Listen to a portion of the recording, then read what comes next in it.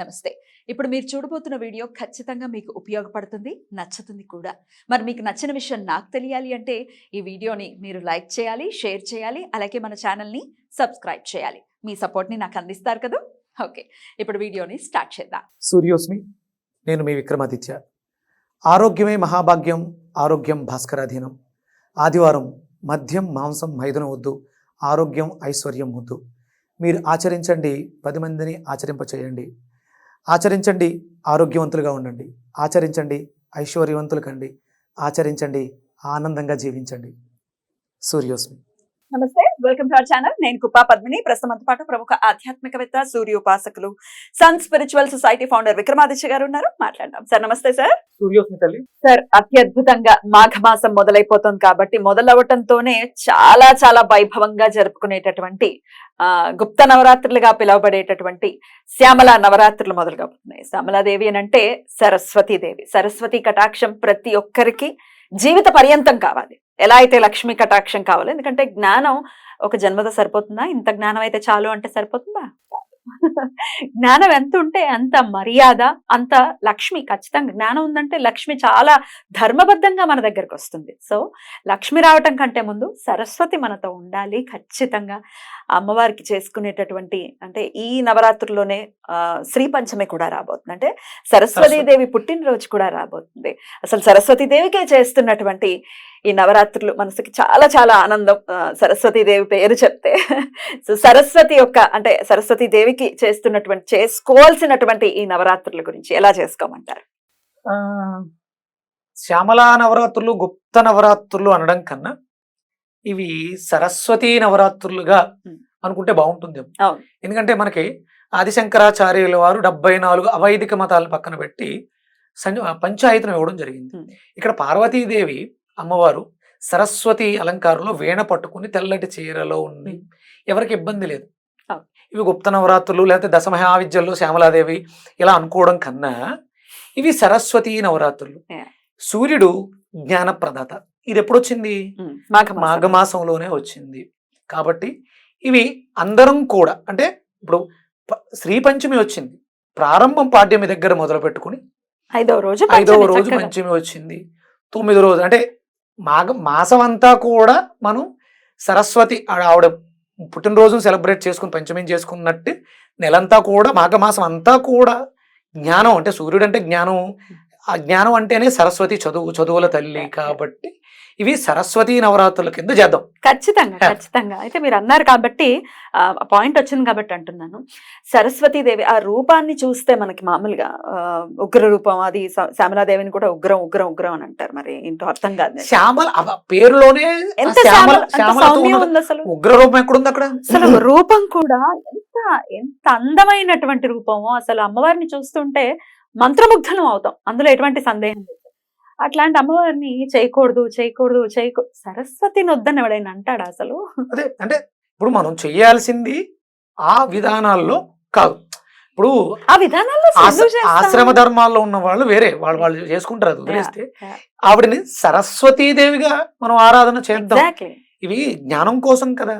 సరస్వతి ఇప్పుడు అది మీకు పలకడం ఇబ్బందిగా ఉంది, శ్యామల అని పలకడానికి ఇబ్బందిగా ఉంది, ఉగ్ర రూపం అనుకుందాం. సరస్వతీదేవిని చేసుకోవడానికి ఇబ్బంది ఏముంది? సరస్వతి నవరాత్రులుగా చేద్దాం. ఎగ్జాక్ట్లీ. అయితే శ్యామలాదేవి నవరాత్రులు ఈ మధ్య కాలంలో అంటే ఇది వరకు రోజుల్లో లేవు. ఒక 3-4 ఏళ్ల నుంచే బాగా వీటికి ప్రాచుర్యం వచ్చింది. యూట్యూబ్ వచ్చిన తర్వాత ప్రాచుర్యం వచ్చింది. అమ్మవారిని చేయకండి, అసలు ప్రాచుర్యంలో లేదు, మనం చేయకూడదు. ఈ సందర్భంలో అసలు నండూరి శ్రీనివాస్ గారికి ఖచ్చితంగా కృతజ్ఞతలు తెలియజేయాలి. ఎందుకంటే ఆయన ఇనిషియేటివ్ తీసుకుని చెప్పారు, శ్యామలా దండకాన్ని విశేషంగా చేసుకోండి. మన పిల్లల కోసం చెప్పారు. ఆయన లాభం కోసం కాదు, అది మన పిల్లల కోసం చెప్పారు. అసలు పిల్లల విషయం కూడా పక్కన పెడితే ప్రతి వాడికి జ్ఞానం అవసరం. శ్యామలాదేవిని మనం ఖచ్చితంగా పూజించాలి, అందులో ఎటువంటి సందేహం లేదు. దీన్ని మీరు ఏకీభవిస్తారు. ఇప్పుడు సామవేద షణ్ముఖ శర్మ గారి వీడియోస్ ఉన్నాయి, నండూరి వారి వీడియోస్ ఉన్నాయి, చాగంటి వారు ఉన్నారు, వీళ్ళందరూ చెప్పిన వీడియోస్ ఉన్నాయి. అంటే ఇక్కడ యూట్యూబ్ వచ్చిన తర్వాత ఇవి గుప్త నవరాత్రులు. ఇంతకు ముందు గుప్తంగా జరిగేవి, జరగంది ఎక్కడ ఉండదు. గుప్తం అంటే బాహాటంగా చేయకూడదు, మనం చేయకూడదని. పబ్లిక్ లో ఇది 10 మంది. ఇప్పుడు సూర్యనారాయణమూర్తి కళ్యాణం ఉందమ్మా, ఇప్పుడు రథసప్తమి జరుగుతుంది, ఇవన్నీ పబ్లిక్ గా అందరికీ తెలిసేలా చేసేవి. ఇవి నిగూఢమైనటువంటి శక్తులు, వీటితో చాలా జాగ్రత్తగా ఉండాలి. ఒళ్ళు దగ్గర పెట్టుకుని చేసుకోవాలి. చాలా మంది ఆర్భాటంగా బాహాటంగా చేస్తూ ఉంటారు. అవి అలా చేయకూడదు. ఇప్పుడు శరన్నవరాత్రులా కాదు కాదు. మనం గుప్తంగా మనం మన ఇంట్లో ఇళ్లలో చేసుకోవడానికి, శ్యామలమ్మని కొలుచుకోవడానికి ఏంటి అసలు తప్పు? అంతే. అసలు ఫోటో పెట్టద్దు అనే మాట వింటూ ఉన్నాము. ఫోటో అనేది మనం ఒక చిత్రకారుడు తన ఊహకు అందిన ఒక రూపాన్ని, అమ్మవారి రూపాన్ని ఇలా ఉంటుంది. ఇప్పుడు సరస్వతీదేవి ఫోటో ఉంది కదమ్మా, సరస్వతే శ్యామల. ఇంకెందుకు దాని గురించి వాదన? ఎగ్జాక్ట్లీ. ప్రతి ఒక్కళ్ళు సరస్వతిని పూజించాలి. ఎలా అయితే వినాయక చవితి రోజు పిల్లలందరూ కూర్చుని సరస్వతీదేవి ఆరాధిస్తాము, పుస్తకాలు పెట్టి పూజ చేస్తాము, ఇక్కడ సరస్వతిని అమ్మవారినిగా చేసుకుంటాం. అసలు ఇదంతా వద్దు, పెట్టుకోవద్దు.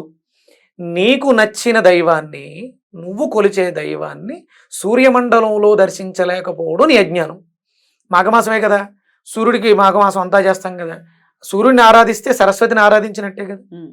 ఇది చెయ్యొచ్చు చేయకూడదు, నీకు నచ్చితే చెయ్యి, లేకపోతే మానే. దీని గురించి మనకు ఆర్గ్యుమెంట్లు ఎందుకు అంటే, ఒకటి మనం గురువుల్ని ఆరాధిస్తాం. అవైదిక మతం అంటే వైదికంగా కొన్ని చేయలేని విధానాలు మాట్లాడే ఆదిశంకరాచార్యులు వారు ఇచ్చారు కాబట్టి అమ్మవారు పార్వతీదేవే సరస్వతీదేవిగా మనం కొలుచుకుందాం. డెఫినెట్లీ. అయితే శ్యామల దండకం మనకు తెలుసు ఎంత మహిమాన్వితమైనదో. కాళిదాస్కి ఆయనకి అసలు ఆగకుండా చెప్పారు ఆయన శ్యామల దండకాన్ని అమ్మవారి కృప చేత. మన పిల్లలు కూడా అలాగే చదువుకోవాలి కదా. మరి నిజంగానే అమ్మవారు ఉగ్ర రూపం అయితే ఆ కాళిదాసుకు కూడా ఏదో అయిపోవాలి కదా, ఆవిడ గొలిచినందుకు, లేకపోతే ఆవిడే ప్రత్యక్షం అయిపోయినందుకు ఏదో అయిపోవాలి. ఉగ్ర రూపాలన్నిటికి కొలిచేస్తే ఏదో అయిపోద్దమ్మా. నాకు అర్థం కాని విషయం అదే. మెల్లమెల్లగా ఉగ్ర రూపం కదా అని నరసింహస్వామిని కూడా దూరం చేస్తారేమో, ఉగ్ర రూపం కదా ఆంజనేయ స్వామిని కూడా దూరం చేస్తారేమో, భయంగా ఉంది సార్. ఆయన ఉగ్ర రూపం కాదమ్మా, ఆయన ఆజానుబాహుడు, చాలా పెద్ద వ్యక్తి, చాలా పెద్దగా ఉంటారు. ఎవరు? నరసింహస్వామి, ఆంజనేయ స్వామి. కానీ చెప్తారు ఉగ్ర రూపం అనే చెప్తారు ఆంజనేయ స్వామిని కూడా. అంటే సందర్భానుసారం నువ్వు చేసే విధానం, నువ్వు నడిచే నడక బాగలేనప్పుడు నువ్వు కొలిచే దైవమే ఆ రూపాన్ని తీసుకుంటుందేమో. చూసేవాడి కళ్ళను బట్టి అమ్మవారు రూపం మారుతూ ఉంటుంది. తల్లి అప్పుడు కసాయివాడు కసాయిగా ఇప్పుడు కనిపిస్తాడంటే తప్పు చేసేవాళ్ళకి, పోలీసు వాడు కొడుకు తప్పు చేసిన దొంగకి పోలీసులాగా శిక్షించేవాళ్ళ కనిపిస్తాడు, కొడుకు కాదుగా. ఒకవేళ కొడుకు తప్పు చేస్తే ఆ పోలీస్ తనం డ్యూటీని నిర్వర్తిస్తాడేమో. అది అందుకని సరస్వతి నవరాత్రులుగా కొలుద్దాం, శ్యామల నవరాత్రులుగా కాకుండా. ఎట్లా చేసుకోమంటారు చెప్పండి. ఇక మీకు అంటే శ్యామల దండకం మన వాళ్ళు చెప్పినవి ఉన్నాయి, అవి పారాయణం చేసుకోవడం, చదవటం, లేకపోతే వినటం. శ్యామల నవరాత్రులు ప్రారంభించుకుని ఈ 9 రోజులు కూడా, అంటే నెలంతా చేయలేని వాళ్ళు ఈ 9 రోజులు దీక్షగా ఉండడం, సరస్వతి ఆరాధన, శ్యామల దండకాలు చదువుకోవడం, ఏమీ రావు, వినండి, పెట్టుకుని వినండి. ఇక మనకి ఎలాగూ అగస్త్యుల వారు ఇచ్చినటువంటి అగస్త్య గీత ఆదిత్య హృదయ పారాయణం ఉంది, దాన్ని చదువుకున్నా అందులోనే సకల దేవతలకి సంబంధించిన స్తోత్రాలు వచ్చేస్తాయి. అన్ని చదివి ఆదిత్య హృదయం చదువుకోవచ్చు. అద్భుతం సార్. సో చేయకూడదు కన్ఫ్యూజన్ వదిలేసి సరస్వతీ దేవిని చేయకూడదు అంటే మనకి లాజిక్ రావాలి. సరస్వతిని వీడటం ఏంటి అనే లాజిక్ ఖచ్చితంగా రావాలి. అది మన పిల్లలకి శ్రీరామ రక్ష, సరస్వతి కృప అంటే అది మామూలు విషయం కాదు. పిల్లలు శ్రద్ధగా ఇందులో పార్టిసిపేట్ చేయించే బాధ్యత తల్లిదండ్రులకు ఉంది. అలా వసంత పంచమి అమ్మవారు సరస్వతీదేవి పూజ ఆ రోజు విశేషంగా అమ్మవారిని ఆరాధించడం తారీఖు 14, 15 వచ్చింది.